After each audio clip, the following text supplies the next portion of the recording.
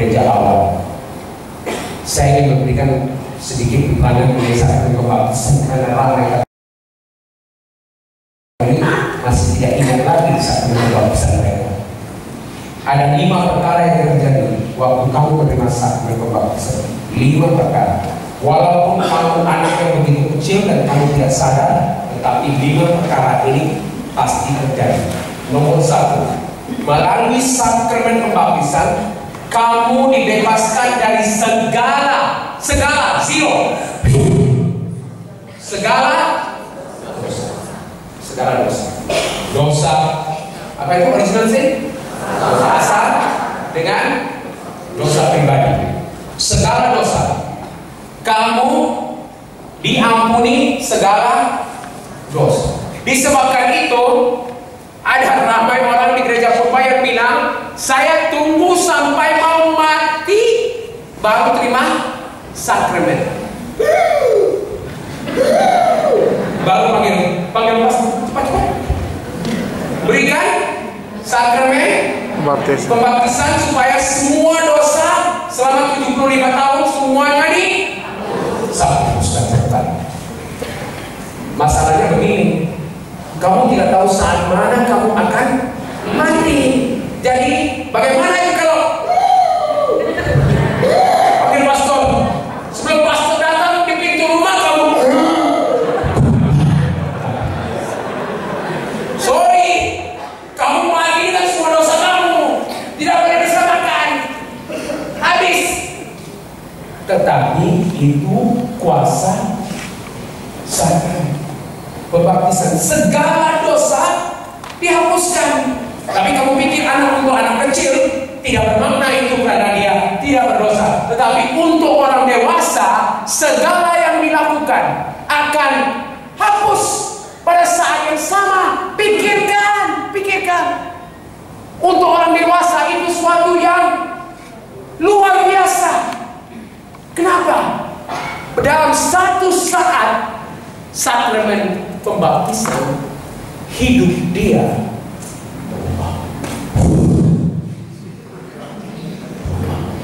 langsung berubah. Bukan perumpamaan, bukan secara gambaran, secara realitas. 2 Corinthians 5:17.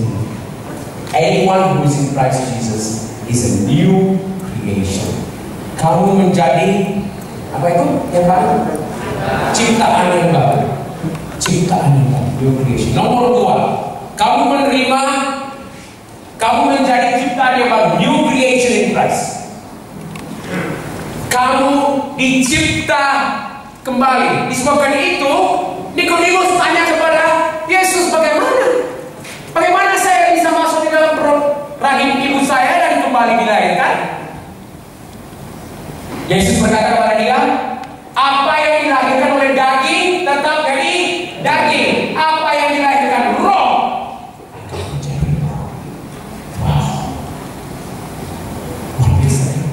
Itu adalah satu mukjizat. It's a miracle. Mukjizat. Malah sekali anak kecil itu biasa. Nomor 2, new creation. Nomor 3, kamu menerima identitas yang baru.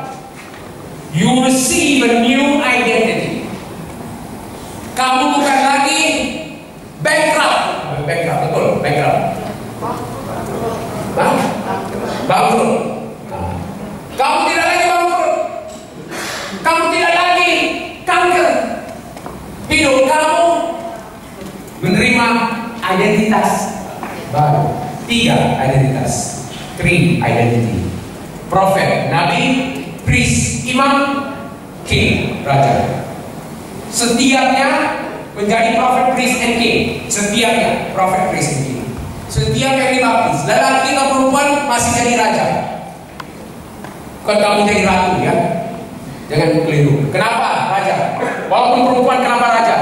Karena raja menerima wasiat, inheritance. It is the son.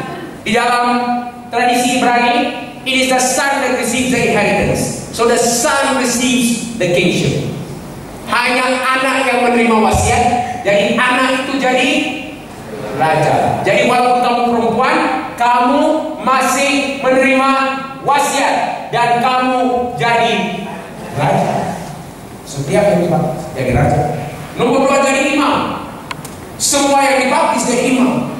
Ada satu sakramen pembaptisan imamat yang khusus untuk imam. Tetapi segala mereka yang dibaptis juga imam. Kamu imam secara unik, bukan sama dengan imamat Romo, tetapi kamu imam karena di dalam tanggung jawab identitas kamu sebagai imam, kamu boleh masuk ke ruang maha suci. Kamu tidak harus takut lagi, dan kamu boleh berdoa kepada Yesus untuk umat. Kamu berani berdoa kepada Yesus untuk umat. Kamu jadi imam. Nomor 3, kamu jadi nabi. Kamu jadi nabi. Kenapa kamu jadi nabi? Karena setiap yang dibaptis bisa mendengar suara Tuhan. Yohanes 10 ayat 27. John 10:27. My sheep hear my voice. I know them and they follow me. Setiap yang dibaptis bisa dengar suara Tuhan dan boleh mengucapkan suara itu kepada orang lain. Menjadi alat suara Tuhan. Yohanes 10:27. Boleh mendengar suara dari Tuhan. Jadi setiap yang dibaptis itu adalah nabi. Jadi kamu ada 3 identitas. Apa itu? 1, nabi. 2, imam. 3, raja. Setiap yang dibaptis, dari yang paling kecil sampai yang paling besar. Nomor 4, kamu menjadi ahli gereja dan juga keluarga komunitas iman. Kamu menjadi sebagian daripada komunitas iman. Bukan bersendirian lagi. Kamu tidak harus bersendirian lagi. Seorang adalah mata, seorang adalah telinga, seorang adalah hidup, tapi semuanya punya tujuan. Dari yang paling besar sampai yang paling kecil, semuanya ada tugas. Semuanya ada tugas. Coba kita berdiri. Lihat mereka. Ambil kacamata keluar. Ya, lihat. Lihat mukanya, ya. Handsome ya. Handsome atau tidak? Handsome atau tidak? Sikit-sikit ya, ada istri. Oke, lihat mukanya. Semua di muka ini harus ada. Jikalau satu tidak ada, muka dia tidak lengkap. Betul atau tidak? Semuanya harus ada, termasuk bulu mata. Alis. Apa? Itu bulu mata. Ini apa? Alis. Alis mata. Tidak. Alis saja. Alis. Oke. Ini alis. Bilang alis. Alis. Begitu lebat sekali, banyak sekali alis dia. Ya.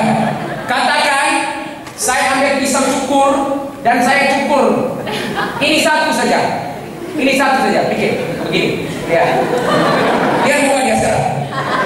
Lihat muka dia sekarang. Saya cukur alis, satu biji alis saja sini. Tak ada alis. Muka dia tidak sempurna. Betul atau tidak? Walaupun ini hanya alis, tidak ada fungsi, tidak berguna untuk dia, tidak bantu dia untuk lihat, tidak bantu dia untuk hidup, tidak bantu dia untuk makan, tidak berguna alis ini. Jikalau saya ambil keluar alis ini, muka dia akan berubah. Setiap bagian muka adalah penting, termasuk alis. Paham? Mungkin kamu pikir, Romo itu dia ada tugas yang besar, pastor itu punya tugas yang besar. Saya tidak ada. Saya hanya alis di mata gereja. Setiapnya. Amin. Jangan kamu perkecilkan apa Tuhan telah angkatkan. Dengar tadi.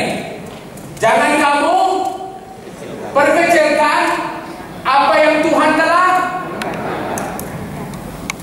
Jadi kamu adalah ahli keluarga Yesus. Dan nomor 5 yang sangat penting, apa nomor 1? Kamu tulis atau tidak? Oke, nomor 1 apa ya?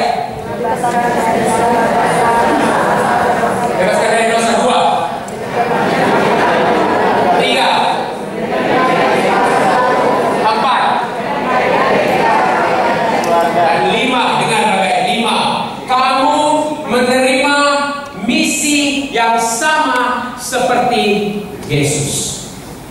Kamu melalui sakramen pembaptisan kamu menerima misi yang sama. Apa sebab Tuhan Yesus tinggalkan surga dan datang ke bumi? Apa tuh? Apa sebabnya? I don't know in bahasa Indonesia, but I know in English, okay? What is the reason why Jesus left his throne in heaven and came down to earth? Why? To seek and save the lost. Jesus said very clearly that the well do not need a doctor. Only the sick need a doctor. I have come to seek and save the lost. Untuk menyelamatkan mereka yang hilang. Di dalam 3 tahun pelayanan Yesus, itu yang hanya Yesus lakukan. Itu yang hanya Yesus lakukan. Dia mencarikan orang yang hilang. Tidak ada apa-apa lagi. Kamu pernah baca cerita mengenai perempuan Samaria? Yohanes bab 4 pernah baca?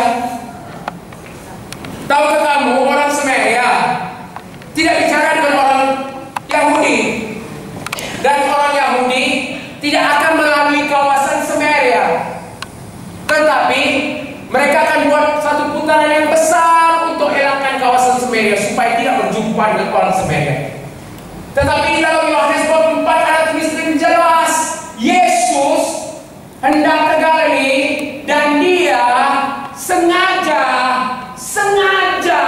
masuk ke Samaria karena Yesus mempunyai satu temu janji appointment dengan seorang perempuan, dan perempuan itu tidak tahu. Wow, perempuan itu tidak tahu. Sudah ada apa? Luar biasa. Yesus tinggalkan cara perjalanan dia untuk besok untuk cari satu perempuan. Kamu bikin apa? Sebo. Kamu juga ada perlibatan di dalam misi Yesus. Pernahkah kamu cari orang yang hilang di Palembang? Pernahkah kamu berikan masa untuk orang yang hilang di Palembang? Saya bikin misi menginjil di Filipina untuk anak-anak jalanan, anak-anak yang tinggal di jalan, tidak ada rumah, tidak ada keluarga. Mereka tinggal di jalan dan suka minta sedekah, curi uang dari sana sini. Mereka menghidup di dalam baju mereka ada botol yang diisi dengan glue, tahu glue? Lem, ya, untuk menghilangkan sakit perut karena kelaparan. Mereka gitu. Disebabkan itu rambut mereka semua tukar jadi perang. Karena pilang. Oke lah,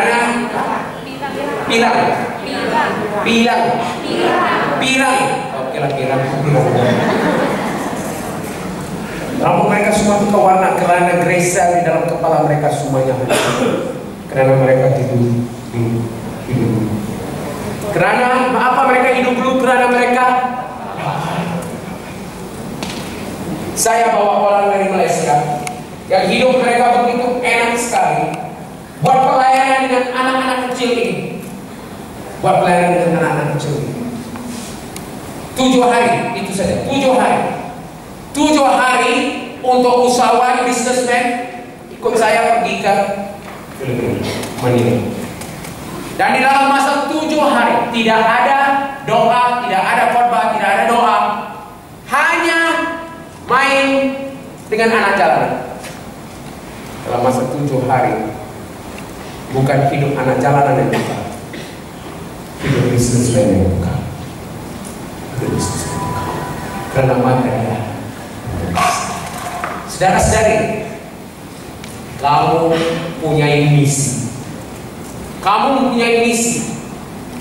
Setiap yang dibaptis punya misi. Dan jika kamu tidak melakukan misi, satu hari nanti, waktu kamu mati dan berdiri di hadapan Yesus, Yesus akan tanya kamu, apa kamu mati?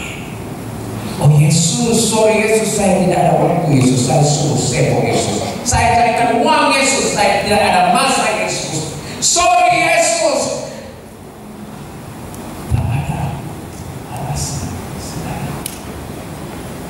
Hari ini sudah terlambat.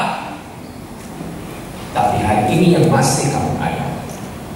Esok bukan di dalam tangan kamu. Esok bukan di dalam tangan kamu. Semalam sudah habis, kamu tidak boleh dapat. Benar? Semalam sudah habis. Jangan kamu pikir esok saja saya melakukan. Kamu dihantar di setiap sakramen, di setiap sakramen kamu menerima cok, ya apa itu cok? Sim. Tanda apa itu? Meterai. Ada 4 perkara yang meterai itu dilakukan. 1, meterai itu adalah tanda yang kekal di dalam hidup kamu.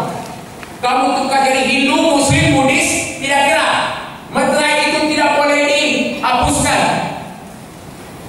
Kamu sudah dimeterai sebagai anak Yesus. Ini melalui sakramen pembaptisan kamu. Semuanya sudah dimeterai. Jadi kamu tidak boleh pergi ke Yesus dan bilang ke Yesus, saya sudah sampai keluar, saya tidak mau meterai. Sudah keluar.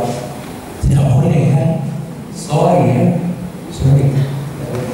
Nomor 2, meterai ini adalah tanda kamu kepunyaan Yesus. Kamu punya Yesus. Nomor 3, meterai ini tidak boleh iris. Apa itu iris? Dihapus. Tidak boleh dihapus. Langsung tidak boleh dihapus. Nomor 4, meterai ini memberikan kamu kuasa untuk melakukan kehendak Tuhan di dalam dunia ini, di dalam hidup ini. Amin. Luar biasa sekali sakramen pembaptisan.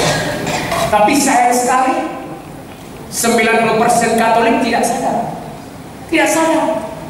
Dan mereka pikir apa yang mereka terima main-main saja. Sedangkan kamu mempunyai kuasa untuk mengubah dunia, bukan mengubah negara, mengubah dunia. Kita pergi ke makan sekarang dan lepas makan kita akan lihat bagaimana ya kita ingin aktif, bagaimana ingin aktif. Mari kita berdoa, mari berdiri. Salam Maria, penuh rahmat